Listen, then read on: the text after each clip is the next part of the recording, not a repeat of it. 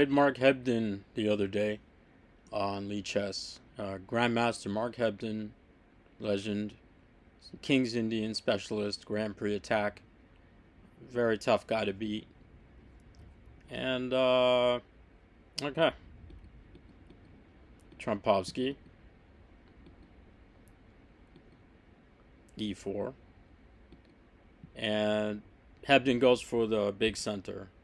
A lot of guys would just play knight d2 and e3, c3 and solid, but Hebden does it the right way. You give the two bishops, but you get the center. And now knight e2 is definitely better than knight f3 because you want to get in f4. But he goes for the center. And now nobody likes to be attacked, especially GMs, so we just went for it.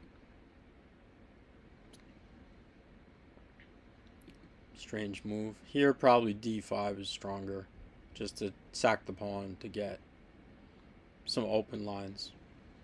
But he went e5. Come in to stop a piece going on e4 right away. And also, if he goes g3, we're fading back to the h6 square, and then we're going to make h4 pawn contact and try to checkmate him. So we did it that way. And he tried to kill the diagonal, so we weren't having it.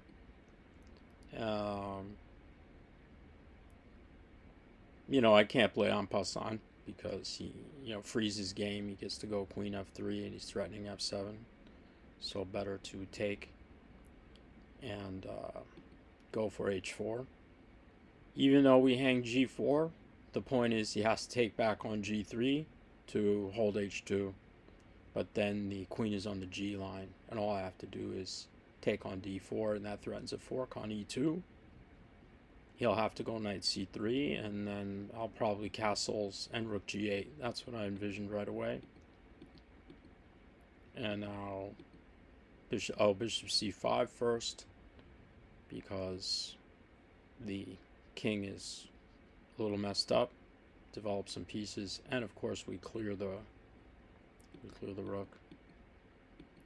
And rook f2 is weird, but what else to suggest? He kind of has to hold the h2 square. I don't know what he can do, but now a good move. So basically black to play and win.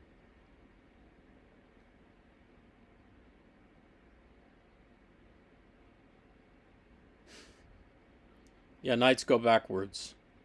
So you just want to, we're just coming into the g3 square. And we're not worried about giving him a check on d7 because we just go back and then his rook's hanging and knight g3 is hanging. So now he went here. This loses to knight g3 straight away. Rook g. That's how the game went. But knight e4 is also pretty bad. You don't get mated right away because you lose the rook and queen takes f2. But then I have knight e3, and that's very strong. You can't take on e3 because queen h2 is mate, and I'm threatening knight g4. Nothing to do. So here we got checkmate. But yeah, it's kind of nice. I think you should just go for the jugular whenever you play. A big mistake I made as a kid was, to give respect. Remember, it's just moves on a board. It has nothing to do with your opponent, and the errors are all there because the computer will dismantle a human grandmaster very easily. So the errors are there, you just have to find them. So back in the day, it was kind of a more mystical title where we thought it was like some super magic going on, some sorcery. But nowadays, it's just X's and O's, crunching numbers.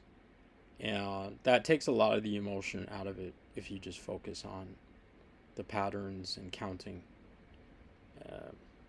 It's like that across the board. Like these feelings of who's strong or who's weak really don't serve you. You just have to analyze.